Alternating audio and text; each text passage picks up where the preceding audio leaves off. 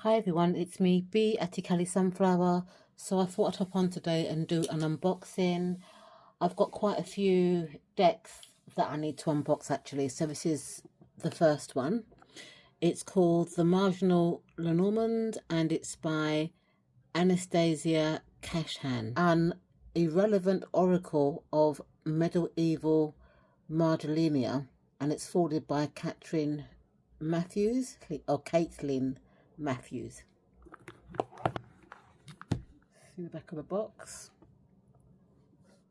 Unleash your inner hectic with this cheeky Lenormand inspired by the scandalous doodles of mischievous monks. Includes 36 cards plus an additional 37 rebus, which can be used as a wild card or an alternative significator card. A 208-page 4-colour guidebook with card descriptions and spreads. Based on the offbeat imagery of medieval Marginal, the Marginal Lenormand brings traditional Lenormand symbolism to life with anxiety-ridden rabbits, highly suggestive fruit trees and flowers sprouting from inappropriate places, with imagery ranging from bawdy to humorous to just plain strange. Marginal is sure to amuse while still maintaining Lenormand classic meanings and renowned accuracy. Creator Anastasia Cashan provides both the rich watercolour images and the lively guidebook text, which reviews card meanings as well as interpretation with select pairings. So this deck took over a month to actually come to my house.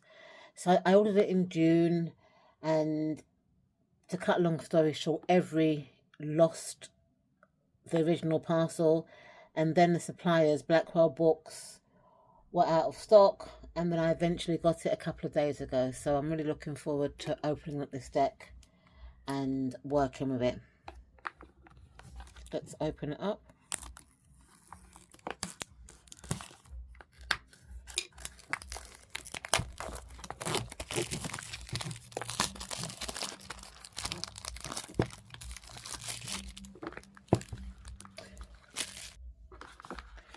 So it comes in a 2-part lift-off box.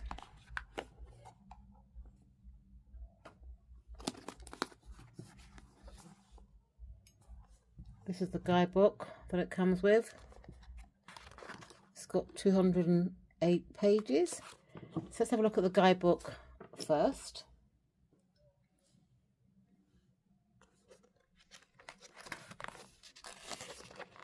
Look at that, there's flowers growing out of his bum and a fish outside water, a rabbit riding a snail, so you can see it's a bit on the quirky side. It's a red feather publication. It's got a nicely laid out content page, you know, highlighting each of the Lenormand and giving you the page number for the meaning. So, as mentioned earlier, there is an extra card, a card 37, which is called rebus. A lot of modern Lenormand decks tend to come with an extra card or cards. It talks about reading the Marginal, the Book of Hours tableau, the Mummers play, further reading, and about the author. So, Caitlin Matthews has done a folding, which is about 3 pages. Or 4 pages, I should say. Then it introduced the Marginal Lenormand. Ladies and gentlemen, monks and nuns, serfs and villains, jongleurs, troubadours, pilgrims, vagrants and vagabonds of all station and descriptions, welcome all of you to the wonderful and fantastical world of Marginal Lenormand. In this brief guide, before we get to the pictures, which are the most important bit, I'm sure you'll agree, I hope to explain a little bit about what went into them and what lies behind my apparent bizarre decision to reinterpret the archetypal characters and symbols of the standard Lenormand through the eyes of a slightly rebellious medieval monk or nun. I mean, I won't read all of it, but he's just kind of explaining his reasonings behind the deck, which I like. It's quite a lot of ramble here. Look at this, loads of pages.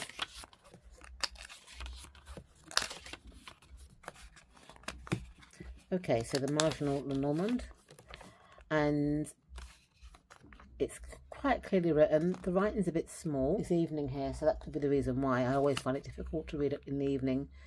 So it's got the number, the archetype, and in brackets the playing card association. And he gives quite a lot of information about the card.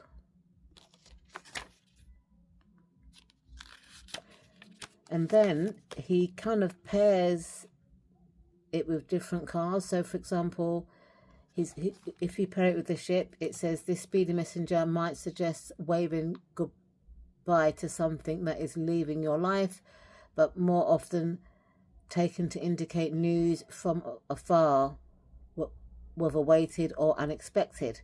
So it gives you with the ship, with the stork, with the fish, with the bear. And then it also talks about the Nine of Hearts, which is the playing card association for the rider. And it says here, nines in general show the warning lights coming on, but at least when a 9 falls in the kindest of suits, you're likely to get a bit of advance notice. Don't worry, you're not about to get caught unprepared on Sir Banny's watch. Do you know what? I always find like with playing card associations, there's always various meanings. It's never the same meaning. So it does that for each of the cards. So it gives you the playing card association in bracket. It gives you an explanation, and then it combines it with other Lenormand cards. And then at the bottom, it gives you the meaning of the playing card association.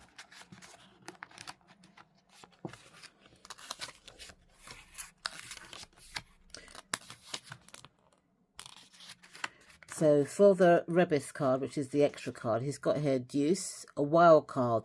The Rebus, as it appears in countless medieval archetypal texts, was the figure symbolizing the conclusion and completion of the great work, an entity combining all possible elemental aspects and genders of the earthly material. So I'm going to basically use the Rebus card as a significator card, as mentioned earlier on. And again, it gives you some combinations. I mean, it even says what a deuce is. It tells you how to read the margins. This looks like a grand tableau. It's got something called the Book of Hours tableau, which I'm assuming is the grand tableau. And it kind of interprets each line.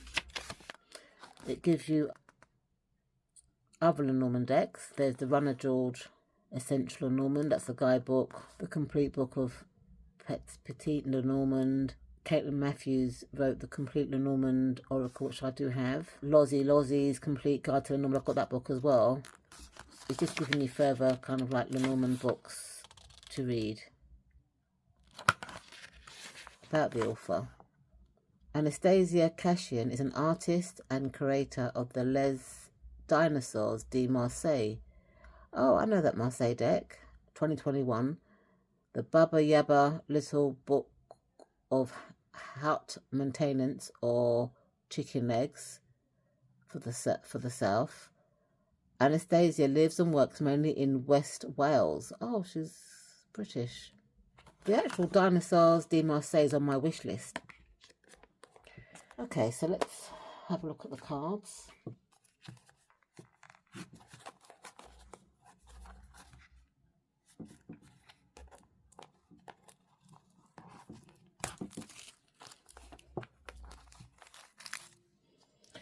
The cards are kind of like matte feeling.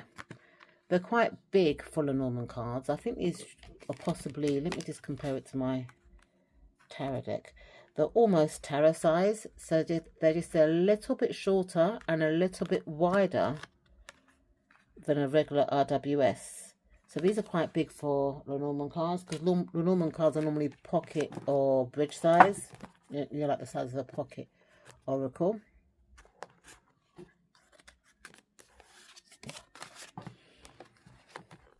The cards are matte, very matte.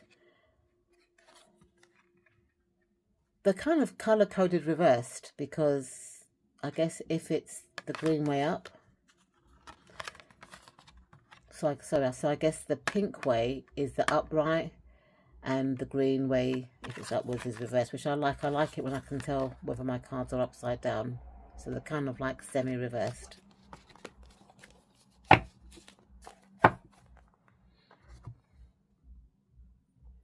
It's a very quirky deck. So this is the rider, and it's a rabbit on a cat. I like that it's got the playing card associations written in writing. Normally the playing card associations are normally symbols, but this has been written in letters. The clover. I must admit there's a lot of kind of clutter in the background.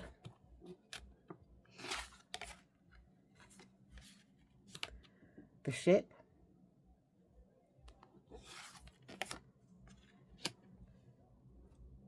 The house.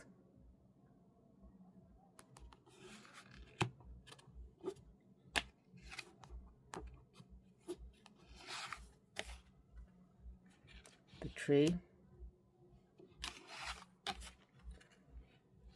The clouds.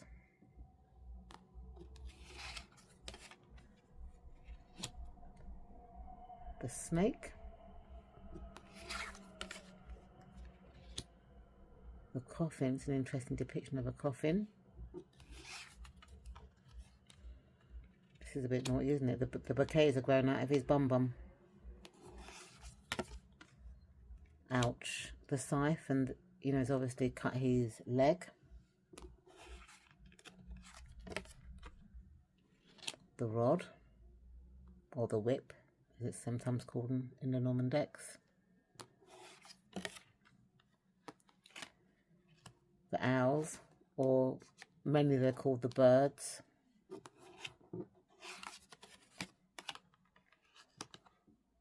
The child.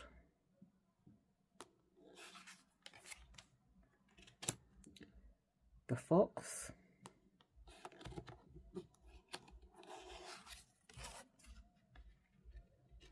The bear.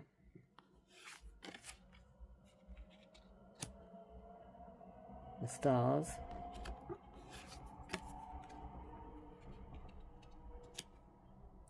The stork.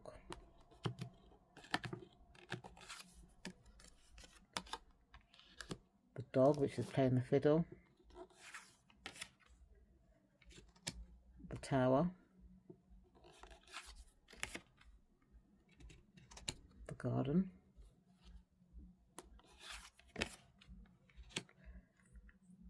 The mountain.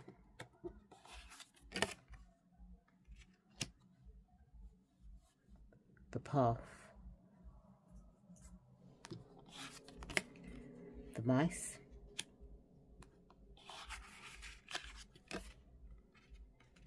The heart. And they're trying to catch that heart.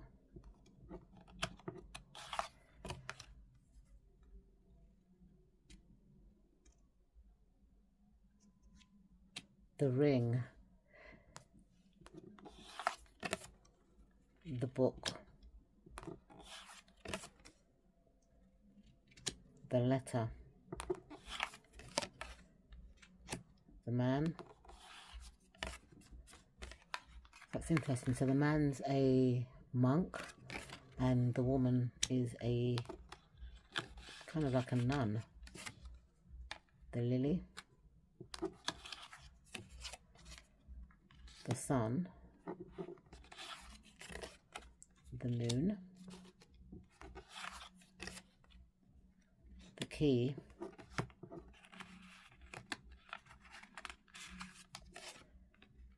goldfish, the anchor, the cross, and the Revis. An interesting deck. I must admit, I kind of thought that it was going to be like a kind of very traditional deck, but it's very quirky. So before I shuffle it and give my first impressions, I want to talk about deck pairings. So originally I was going to pair it with a Marseille deck because I thought it was going to be traditional, but it's got a bit of quirk in it. So I've got 2 Marseille decks and 2 kind of Pippish decks. So let's have a look at the 2 Marseille. The first one I'd like to pair it with is the Estrella Tarot and the Cross Destinies Tarot, which is a Marseille inspired deck. So let's open these 2 up first.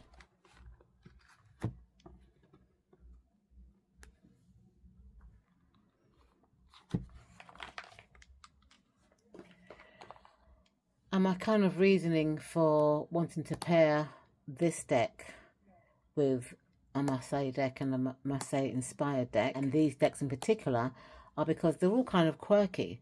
This is kind of like a very quirky Marseille deck. This is kind of very quirky Marseille inspired deck. It's got like keywords, this one, which I'm kind of into at the moment. I like Marseille decks that have got keywords in, or pip decks that have got keywords on for now. But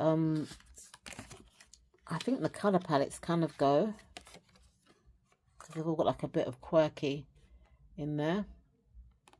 Oops, today's I think I've got this deck the wrong way around. Let's correct it.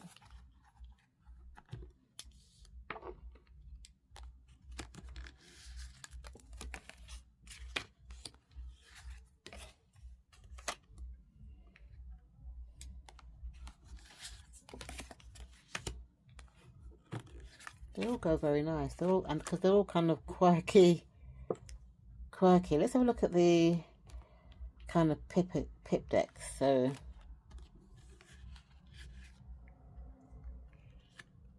let's go to the Page of Cups. Oops, daisy.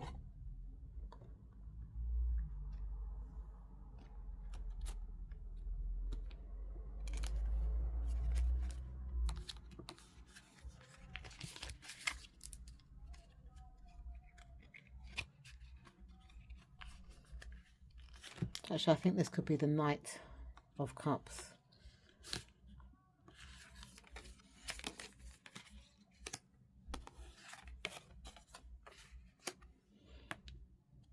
Yeah, I think these they go quite well because they're all kind of like a bit quirky.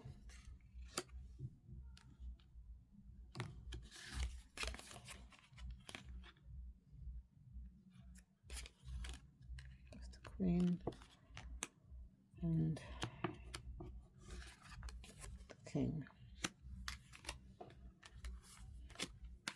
See a bit of swords.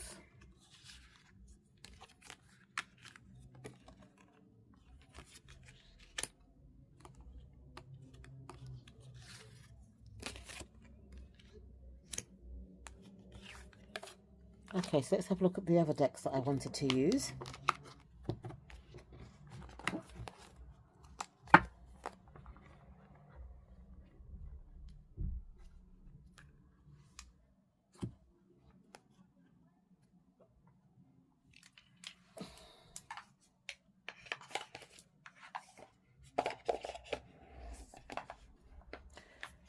So, 2 other quirky decks that I think this deck would pair up nicely with is the Cosmic Fanny and the Turning Iridescent Tides Tarot. These are both mass market decks. So, let's see. I'm going mainly on the quirkiness and the colour palette.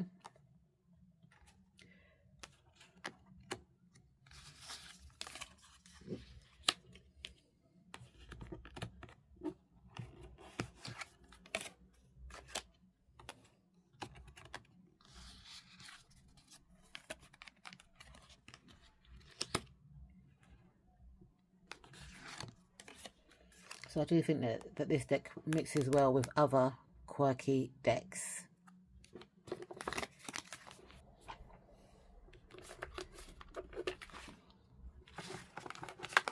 So let's just give this deck a shuffle before I give my first impressions. Oops, it's a very jumpy deck, so it looks like it'd be quite chatty. Normally, if my decks are jumpy, I'm quite chatty and have a lot to say. So it might be quite oops, that one's fallen out as well. So it might be quite a predictive deck. But this is just going by intuition because it's jumpy. It wants to talk to me. Oh, it's got the dog, so he wants to be my friend. Okay. So what are my first impressions? This is a very quirky, unusual deck. I must admit, I thought it was going to be more of a traditional sort of deck. And I was thinking about pairing it with like my one JJ Swiss, you know, sort of deck. But it's proven me wrong. It's a bit kind of busy though, because, you know, with my Lenormand decks, I like to see plain things. I'll give you an example of what I mean. So this is my Estrelle Lenormand. It's the box for it. Just a very plain Lenormand. It's also quirky, but the archetypes are quite plain. So for example, let me find card 10, the scythe. Can you see how it's just a plain scythe? Whereas this one's got all other distractions kind of like around it. You know, like the heart. I wouldn't call this deck like a beginner friendly deck because it's got a lot going on. The stalk card, card 17, there's like a monkey kind of like riding that card, so it can distract the eye. Whereas I expect my stalk cards to look like that. See the difference?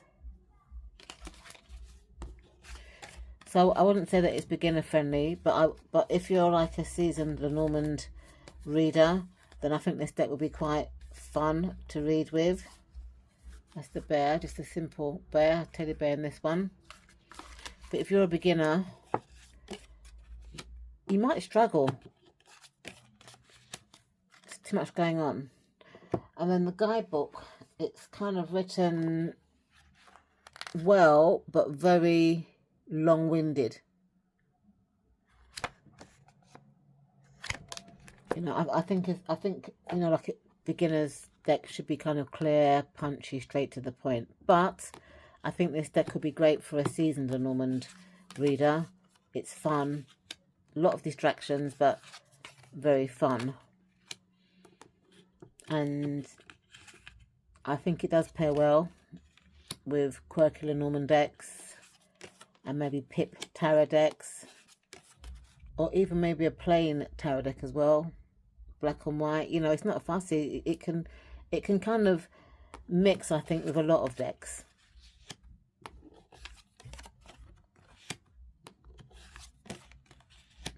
But because of the size as well, you know, it might be difficult to do a grand tableau unless you've got like loads of space. So let's say, for example, now that I've got like a 9-card spread. Let me do a 9-card spread.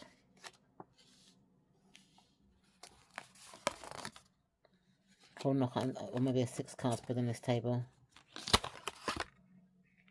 So let's do a 6-card spread.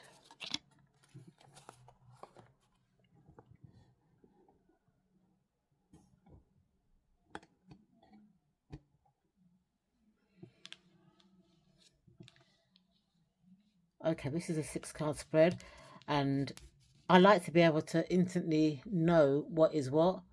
Okay, this dog with a fiddle, but it could also be a house. This could be the man. You know, this could be the lady. Yeah, this looks like it's the stalk. This, yeah, the bear's bigger than the man. But there's a lot, this is a lot of distractions going on. This one with the stars, it's just very, very distracting. But it's also a quirky deck. So I'm going to kind of use it. I might even use it this month to see if I can work with it. And just see how it goes. So thank you so much for watching. I will leave a link in the description bar of this deck should anybody be interested in purchasing. Bye for now, and I'll see you in my next video.